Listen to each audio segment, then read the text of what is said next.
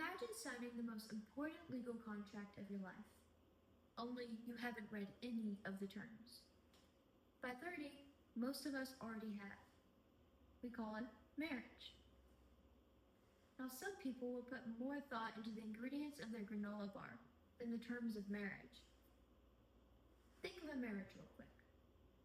Now, you're probably thinking of a loving couple. There might be some kids or pets running around, but for the most part, two people who are hopelessly in love and devoted to each other. This is how most people think of a marriage. Lawyers, on the other hand, think lots of paperwork. Marriage is not just a relationship, it's a legal status. It's basically the government saying, congratulations, you now share everything. Society romanticizes weddings because they're beautiful, emotional, and easy to market.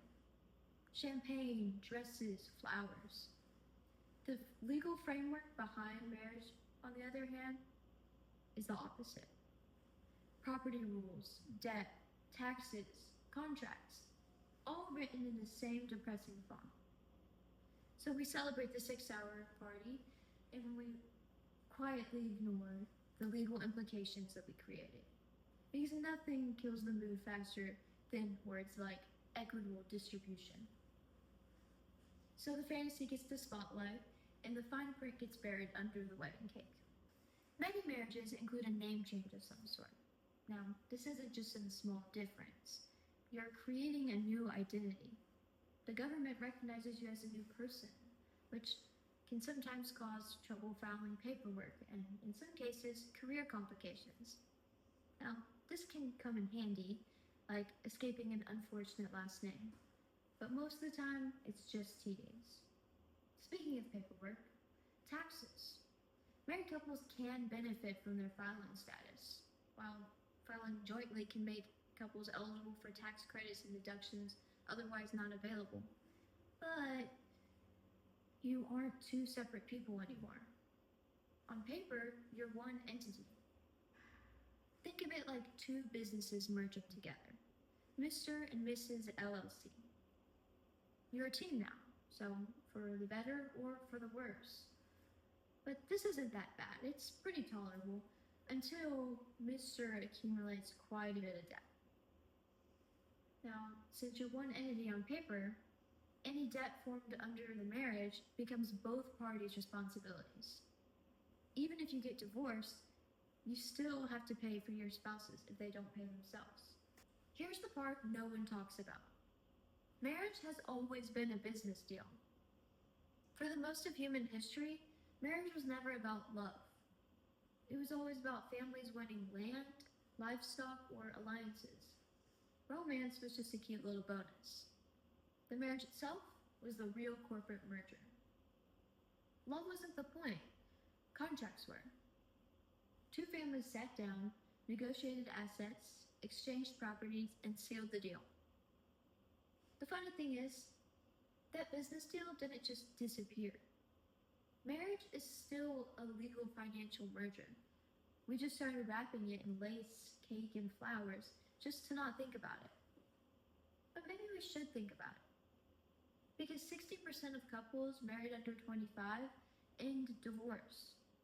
Not because they're bad people or because they don't love each other, but because love alone doesn't prepare you for the very real legal and financial structure you're stepping into. I mean, think about it. You can't even go to a trampoline park without a liability waiver. You want to buy a tire? Liability contract. Business merger? Contract. Adopt a cat? Contract. Even a gym membership has a contract. So why is marriage, which legally combines your property, your debt, your taxes, and your future, treated like it's somehow above it all? Why is it that the most important contract of your life, the one society tells you not to read? Now, I'm not bashing weddings or discouraging marrying the love of your life. I'm simply saying to plan ahead. Are our expectations of our future the same? You have to ask each other things like, how do we handle money? What if one of us loses a job? Can we really handle 3 kids? We tend to avoid these conversations and let our emotions guide us through long-term decisions. Many people hear prenup and think, why do we need a plan for the end before the beginning? But a prenup isn't a when we get divorced document. It's a structured plan that shows maturity and readiness for this next big stage in life. Life happens. Things get crazy. Having your assets organized and your boundaries set can save you a lot of time and money. So here's the big takeaway. Marriage is one of the most beautiful relationships you can choose, but it is also one of the most serious legal commitments you'll ever make. We mistakenly walk into marriage guided by love, unprepared for the legal realm we're stepping into.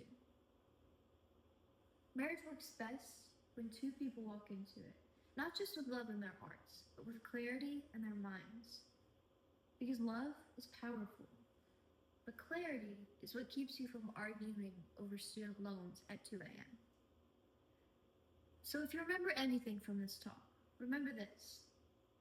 Say I do with your whole heart, but sign the contract with your eyes open. It's not unromantic, it's responsible.